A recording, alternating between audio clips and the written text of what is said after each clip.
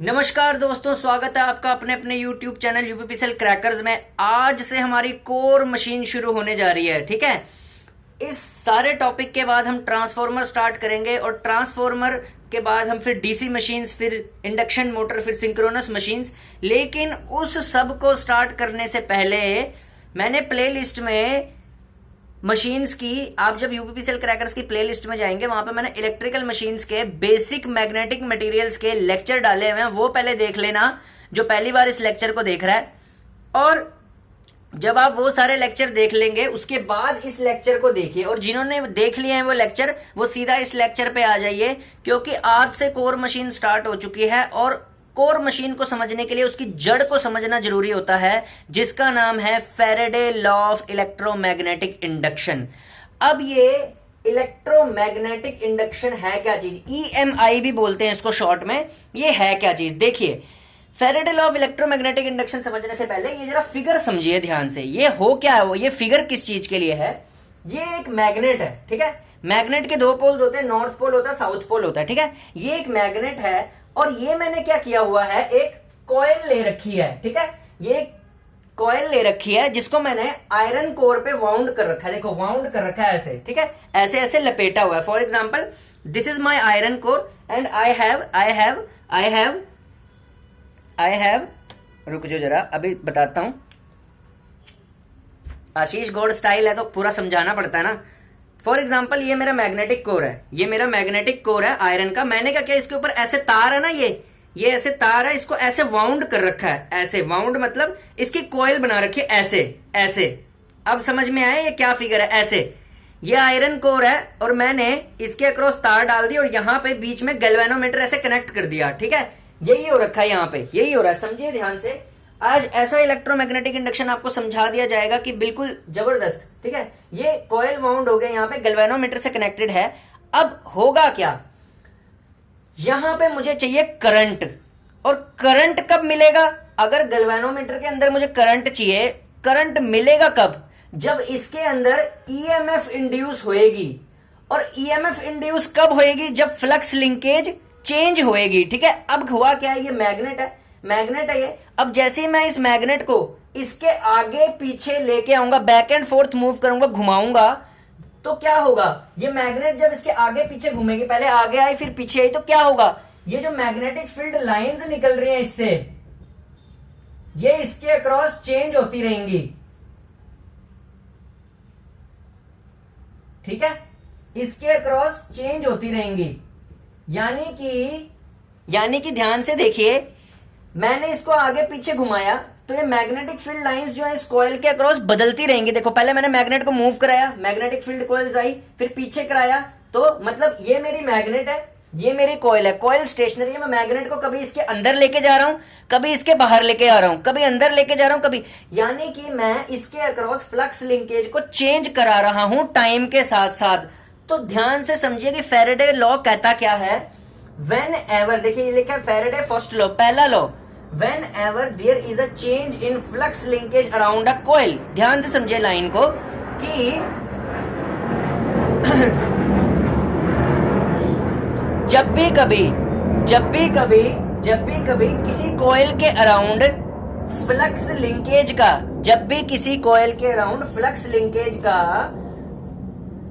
Change होता है, flux linkage का चेंज होता है, तो उसमें ईएमएफ इंड्यूस हो जाती है उस कॉइल में। यानी कि मैंने इस मैग्नेट को, ये जो मैग्नेट है इसको मैंने कॉइल के आगे पीछे, कॉइल के सामने ऐसे आगे पीछे किया, बैक एंड फोर्थ मूव किया, तो इससे फ्लक्स लिंकेज इस पे लिंक करा, फ्लक्स लिंक करा। फ्लक्स लिंकेज होने की वजह से क्या जनरेट होएगी, ईएमएफ, वोल्टेज जनरेट हो जाएगी, ईएमएफ। अब इस वोल्टेज की वजह से ये हमें गैल्वेनोमीटर पे दिखाई देगी, इस वोल्टेज की वजह से करंट जनरेट होएगा, वो हमें गैल्वेनोमीटर पे शो होएगा, ठीक है। इसी को बोलते हैं इलेक्ट्रोमैग्नेटिक इंडक्शन, फर्स्ट लॉ के।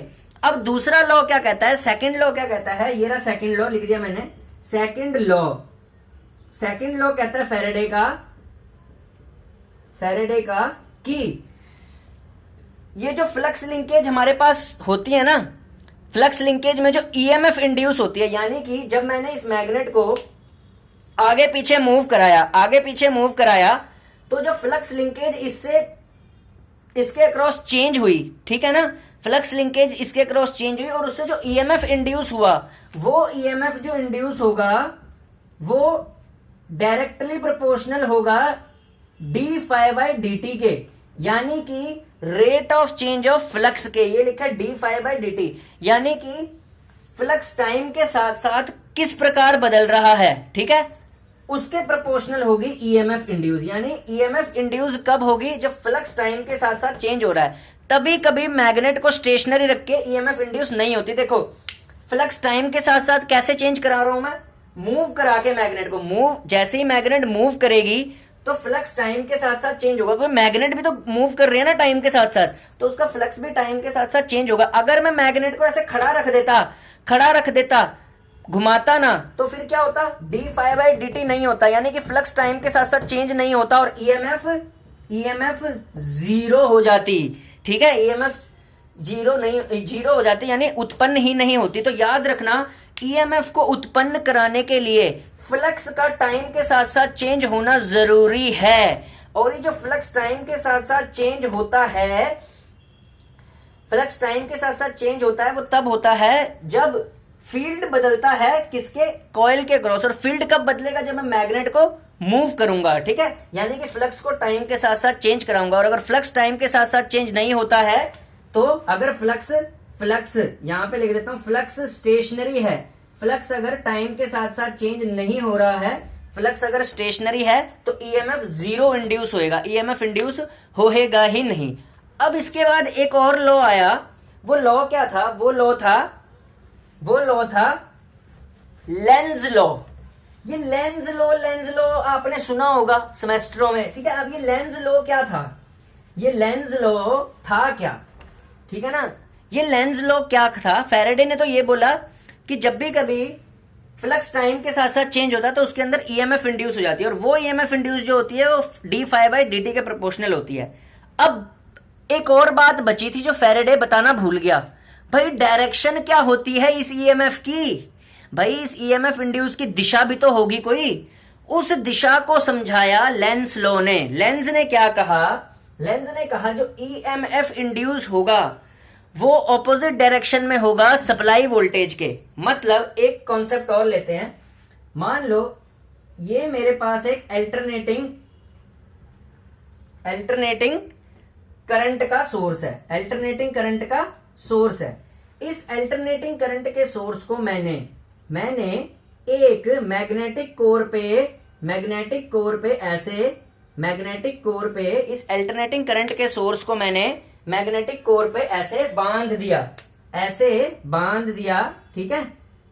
अब इस अल्टरनेटिंग करंट के सोर्स को जब मैंने मैग्नेटिक कोर पे बांधा, ऑब्वियस सी बात है करंट कैसा है, अल्टरनेटिंग है। अल्टरनेटिंग यानी कि टाइम के साथ साथ चेंज कर रहा है, ठीक है, ऐसे टाइम के साथ साथ इसका जो फ्लक्स है, इस अल्टरनेटिंग करंट का जो फील्ड होगा वो टाइम के साथ साथ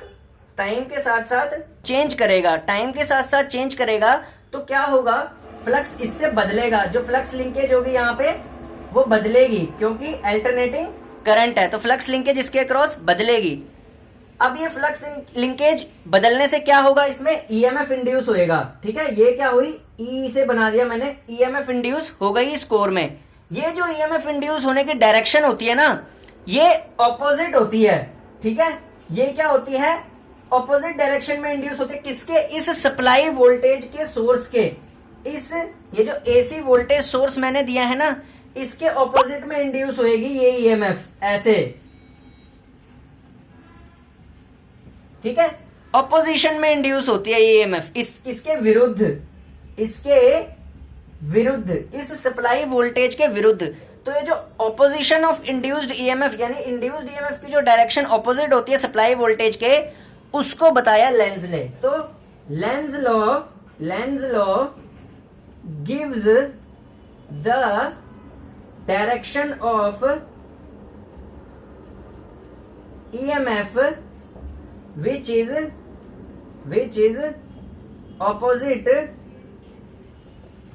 opposite to source voltage। यानी कि समझिए, लेंज लॉ ने give the direction of EMF, Lenz law ने ईएमएफ की, इंड्यूस्ड ईएमएफ की डायरेक्शन दी। Lenz law gives the direction of EMF which is opposite to the source voltage, जो कि ये जो सोर्स वोल्टेज था इसकी ऑपोजिट थी। इसीलिए जो E is equals to D phi by D T है, D phi by D T है, उसके आगे माइनस लगाया जाता है। ये माइनस साइन जो लगाया जाता है ना, ये लेंज लॉ की वजह से होता है। और ये माइनस साइन क्या इंडिकेट करता है, यूपीपीसीएल में पूछा जा सकता है, अभी तक पूछा नहीं गया। ये नेगेटिव साइन इंडिकेट करता है, अपनी कॉपी में नोट कर लेना। नेगेटिव साइन इंडिकेट करता है ऑपोजिट डायरेक्शन को, ठीक है ना। नेगेटिव साइन, ये जो नेगेटिव साइन है इसको यहां से मैं यहां पे भी लिख देता हूं, ऐसे लाइन बना के आप समझ लीजिएगा। ये जो नेगेटिव साइन है, ये नेगेटिव साइन जो है ये क्या करता है, एरो बना दिया मैंने, ऑपोजिट डायरेक्शन को बताता है कि ईएमएफ जो इंड्यूस हुई है वो सोर्स वोल्टेज के ऑपोजिट डायरेक्शन में इंड्यूस हुई है। ये री इंड्यूस ईएमएफ, ठीक है, इंड्यूस ईएमएफ, ठीक है। तो आपको फैराडे लॉ और लेंज लॉ समझ आ गए होंगे।